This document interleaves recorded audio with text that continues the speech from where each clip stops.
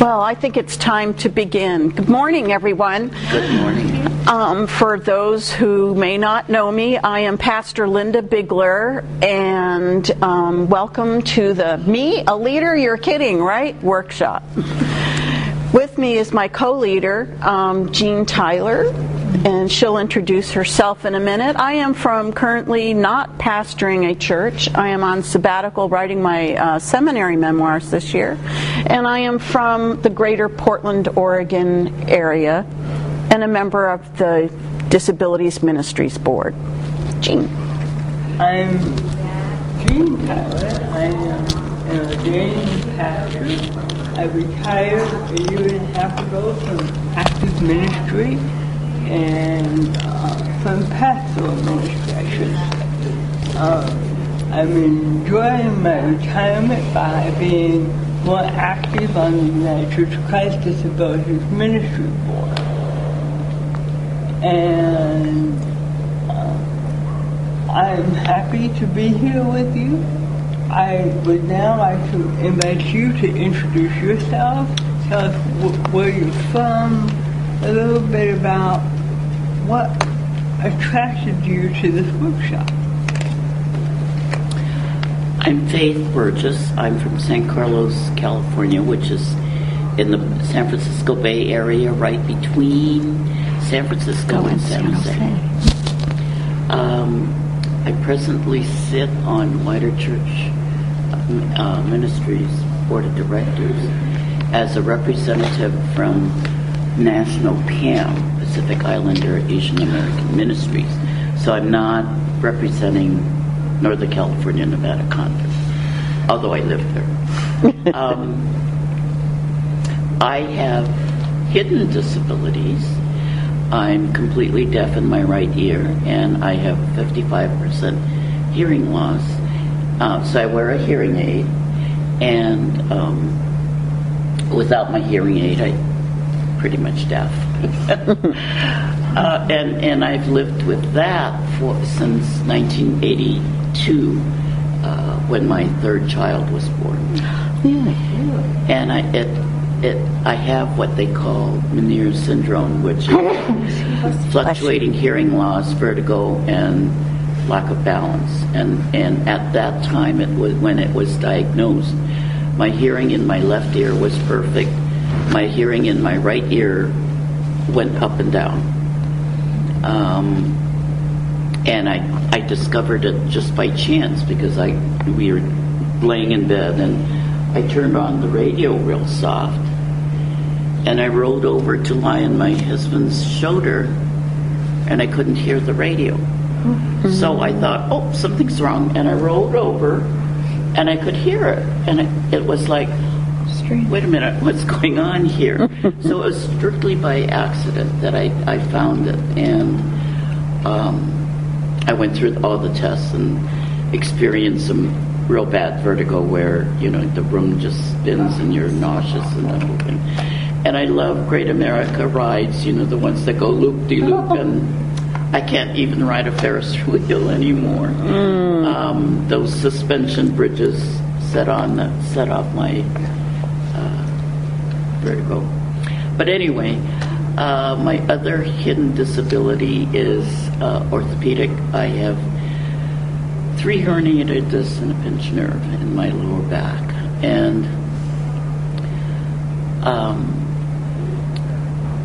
I've gone through physical therapy with it and have had acupuncture. I have not been able to treat it as I should with exercise, because I am taking care of my almost 97-year-old father, who lives by himself in his own home. And fortunately, my husband is retired from United Airlines, so I fly over every month to help take care of him. And so the therapeutic pool that I need to do my exercises in costs $160 a month, and being away half the month, we can't afford that. So temporarily I just use my heating pad and exercise when I can. I'm particularly interested in this area because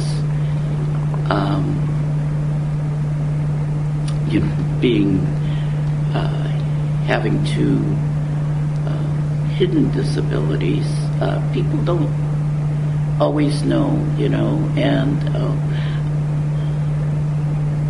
they're not aware that,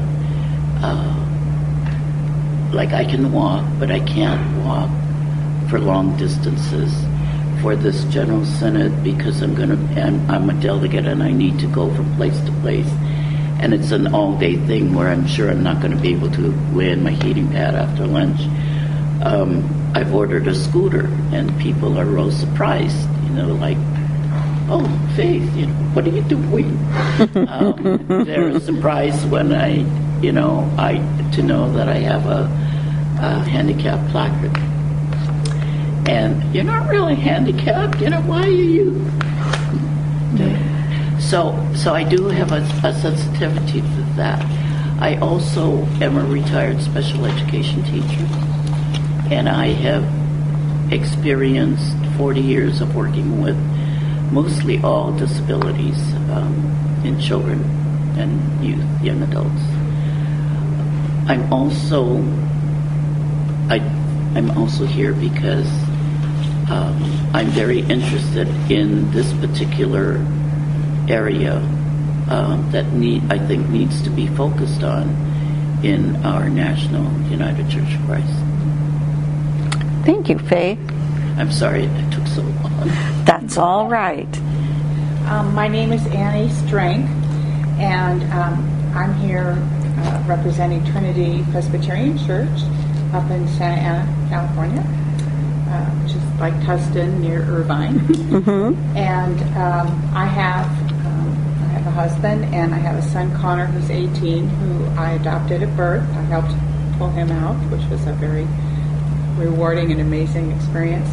But Connor has ADHD and anger issues, and that's been a big journey in my life.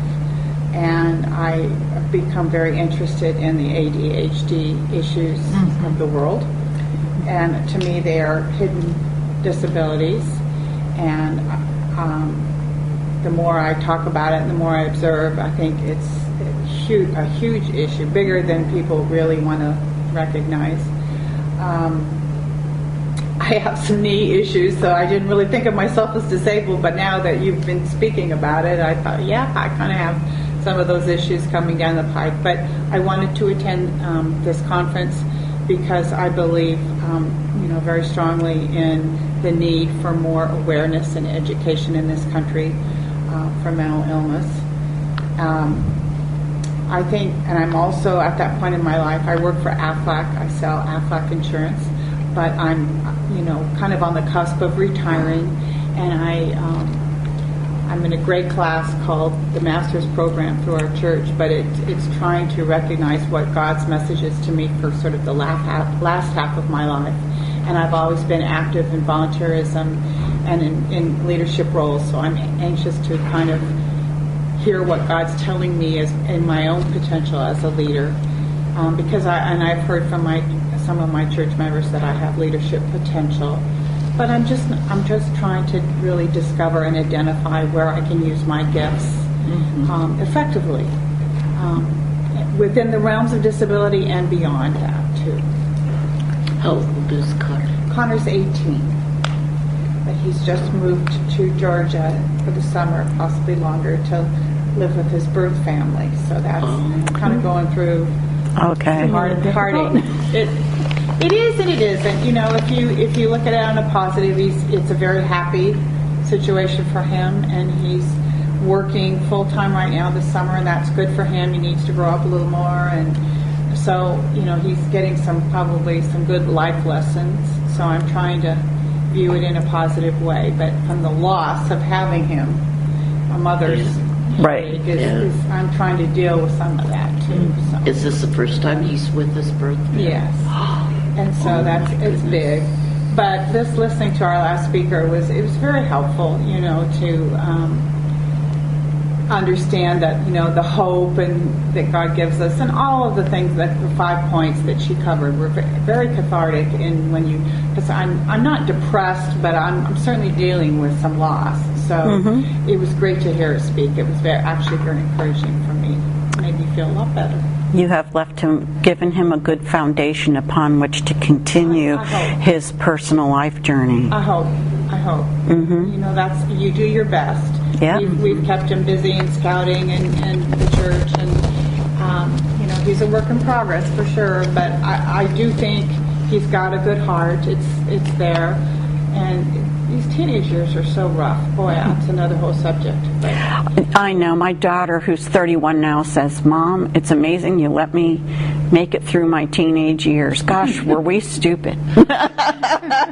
Probably be in heaven by the time he realizes that, but that's okay. I'll still hear it. My daughter has a sign that I heard him. My daughter has ADD also, and at age 28, she woke up and noticed what the rest of the world's looking at. So it's like, whoa, okay. It comes eventually. Next. I'm Sharon McCart. I'm here from Irvine, so we're neighbors practically. And I'm United Methodist, and I feel very strongly that I'm called to disability ministries. And due to some leadership team restructuring in our conference a couple of years ago, they did away with all the committees, including the disability committee. And I stepped into that void and have worked very hard to reestablish some kind of a task force, and have built a team around, around me. I'm also currently serving as kind of Kelly's counterpart. I'm the secretary of the United Methodist Committee on Disabilities, and our meeting is 2 weeks from now. So I'm here with a couple different hats on, and one is to figure out really, because I am literally, that's my question, me, a leader, who am I to start a team and start doing stuff and speaking out in front of people and all that. And I've done a lot of preaching in a lot of different churches in the past year. When I left my appointed church and decided to take off on my own. And it's been interesting, but I do need to think about that. And then I'm at the conference, because as secretary from the national committee, I'd like to have something to take back and show what we could be doing. Because we don't do anything big like widening the welcome or anything. And, not that we would want to replace it, but maybe I could at least encourage people to come to this in the future. Well, great. So, I don't think we would want to duplicate this. That would be silly. But we could certainly attend in mass. Well, great. And that's exactly what, to our first Widening the Welcome, a church group was having their annual meeting in the same geographic place where we were, so they spent the day at one of our 3-day conferences. So it is possible to do that. So we'll welcome everyone. I have some would say it's a hidden one. I don't think so, but I am legally blind, was born that way, know nothing different. And so I have to look at things close. I have learned how to pass as appearing normal, because that's what my mother required of me. She did not wish to have a broken child. So I was told to do whatever it took to be what I call a normal. Yeah. I was the first person mainstreamed in my school system. And so that was... Where are you from again? I'm originally from Connecticut. I am from Oregon now. And now? Yes. So I'd like to start the workshop today by reading a quote that I heard at my daughter's nursing school graduation. It was made by Zoe Caldwell, who was a Broadway actress whom I had never heard of, but is apparently popular enough that the audience knew who she was.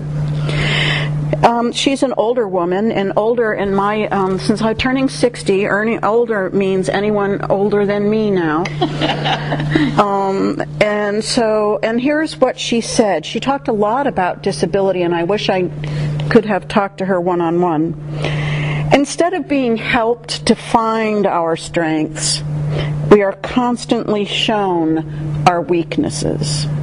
And that is how I have felt much of my life. And I asked Jeanne if I could start with a story today. Jeanne and I discovered we have two very different teaching styles. I'm a storyteller, and Jeanne is the more practical person who has concrete suggestions and good discussion topics.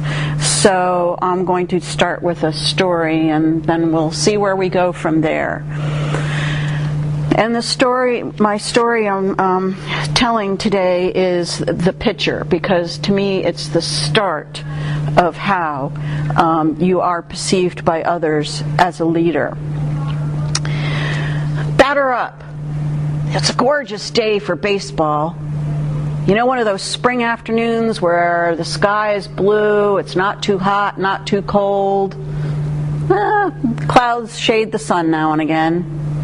And playing baseball is what Mrs. Kelly's and what Mrs. O'Reilly's 5th grade classes were doing. Baseball for recess. The teachers were up on the hill overlooking the baseball diamond, so they really weren't involved with what was going on. They should have been, but they weren't. Batter up. It was the bottom of the latest inning. The score was tied, bases were loaded, and up to the bat came a short little girl with curly blonde hair and the thickest glasses you'd ever seen in your life, dragging her bat. Her team groaned. There was just no hope that little Madison was ever going to help them out. But it was her turn. And as expected, Madison struck out. Her team lost. And as they walked back into the school, of course her teammates said, "Good job, Four Eyes. Hey, Blindy, I hope next time you're not stuck on our side." And all those good little things and points of wisdom children like to share.